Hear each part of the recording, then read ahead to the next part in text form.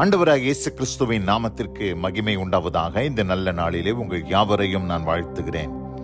இந்த நாளின் தியானத்திற்கு என்று தெரிந்து கொள்ளப்பட்ட வேத பகுதி வெளிப்படுத்தின விசேஷம் 4ஆம் அதிகாரம் 1ஆம் வசனம். Revelation chapter 4 verse 1. இவைகளுக்கு பின்பு இதோ பரலோகத்தில் திறக்கப்பட்டிருந்த ஒரு வாசலை கண்டேன். முன்னே எக்கால சத்தம் போல என்னுடனே பேச நான் கேட்டிருந்த சத்தமானது, இங்கே ஏறி வா, இவைகளுக்கு பின்பு சம்பவிக்க வேண்டியவைகளை உனக்கு காண்பிப்பேன் என்று விளம்பினது. ஆமென். பிரியமானவர்களே, நான் வாசிக்க கேட்டதான இந்த வார்த்தைகளிலே இங்கே அப்போஸ்தலனாகிய யோவான் பத்மோ என்னும் தீவிலே அடைக்கப்பட்டவராக அங்கே காணப்படுகிறார். அடைக்கப்பட்டவராக பத்மோ தீவிலே அவரை கொண்டு போய் போட்டுட்டாங்க. அந்த இடத்துல தான் தேவன் அவரோடு பேச ஆரம்பித்தார். இந்த பத்மோ தீவு, பட்மோஸ் எப்படிப்பட்ட ஒரு தீவு அப்படின்னு சொன்னா, அந்த தீவினுடைய நீளம் 8 கிலோமீட்டர், சுமார் 8 கிலோமீட்டர் இருக்கும் என்று வேத ஆராய்ச்சியாளர்கள் கருதுகிறார்கள். அதனுடைய அகலம் 1.5 கிலோமீட்டர் அகலம். ஒரு குறுகிய ஒரு சின்ன ஒரு தீவு தான் அந்த தீவு.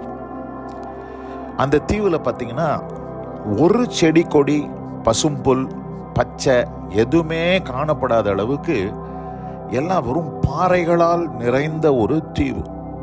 அதுவும் எப்படிப்பட்ட பாறைகள் என்று சொன்னால் செங்குத்தான பாறைகள். செங்குத்தான பாறைகள். அந்த இடத்துல இருக்கிற கல்லை உடைச்சு அந்த ரோம அரசாங்கம் அந்த கல்லை பாலிஷ் பண்ணி அவங்க கட்டடம் கட்டுறதுக்கு அங்கேருந்து கொண்டு போகிறது தான் அவங்களுடைய தொழிலாக இருந்துச்சு. இந்த சிறை கைதிகள் எல்லாம் அந்த வேலை தான் செஞ்சுட்டு இருந்தாங்க. கல் உடைக்கிற வேலை, கல்லை தூக்குற சுமக்கிற வேலை. இப்படி அந்த தீவில் பார்க்கும்போது ஒதுங்கிறதுக்கு கூட நிழல் கிடையாது, ஒரு சின்ன நிழல் கூட கிடையாது. அப்படிப்பட்ட ஒரு பகிரங்கமான ஒரு தீவு. அந்த தீவில் தான் யோவான் அங்கே கொண்டு அவரை போட்டார்கள். அந்த இடத்துல தான் கர்த்தர் யோவானோடு பேசுகிறார்.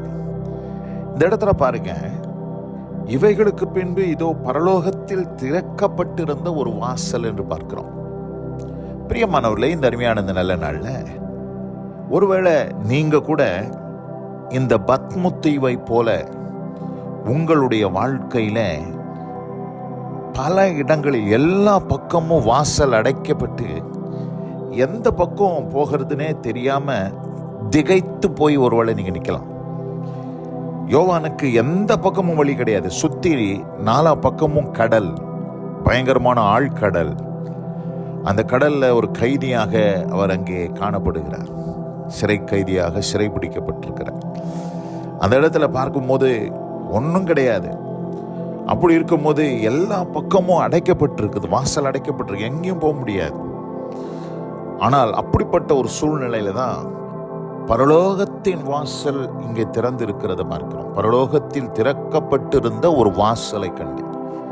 பிரியமானவர்களே, இந்த அருமையான இந்த நல்ல நாளில் கூட உங்கள் வாழ்க்கையில ஒருவேளை எல்லா வாசலும் அடைக்கப்பட்டிருக்கலாம்.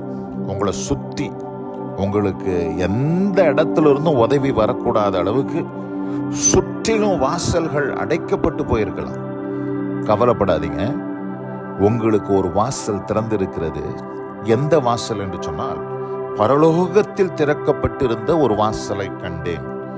இந்த அருமையான இந்த நல்ல நாளில் கூட சுற்றி உள்ள வாசலை பார்க்காதீங்க. அந்த வாசல்லாம் திறக்காது.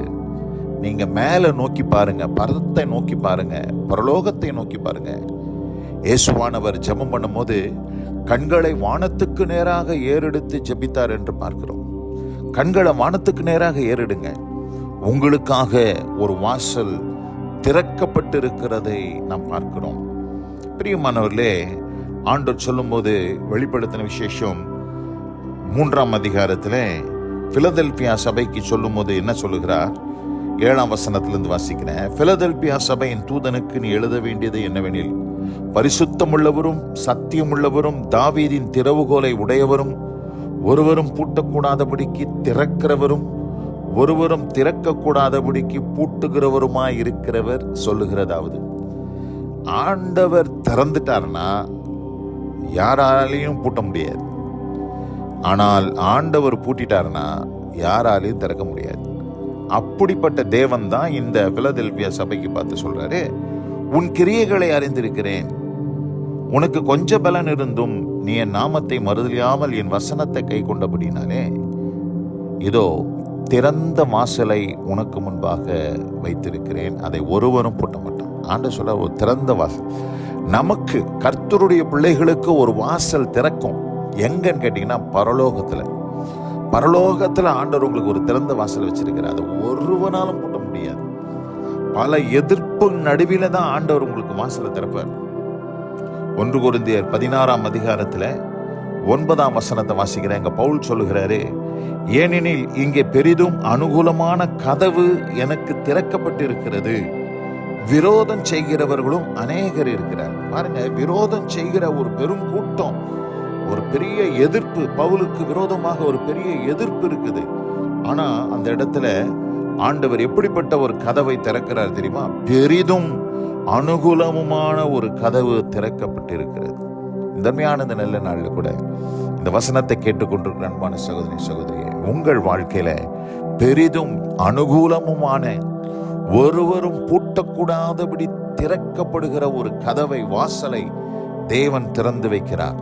அந்த வாசலிலே உள்ளும் புறம்புமாய் மேய்ச்சலை கண்டடையத்தக்கதாய் கர்த்தர் உங்கள் வாழ்க்கையில் ஒரு அதிசயத்தை செய்ய போகிறார். இந்த வார்த்தைகளை விசுவாசித்து நீங்கள் காத்திருங்கள். நிச்சயமாக அடைக்கப்பட்ட வாசல்களை நோக்கி பாராதிருங்கள். உங்களுக்காக ஒரு திறக்கப்பட்ட வாசல் உண்டு. அந்த வாசலில் இருந்து உங்களுக்கு அனுகூலம் உண்டாகும். இந்த அருமையான இந்த நல்ல நாளில் வசனம் கேட்டவங்க ஒவ்வொருவரையும் கர்த்தர் தாமே ஆசீர்வதிக்காம.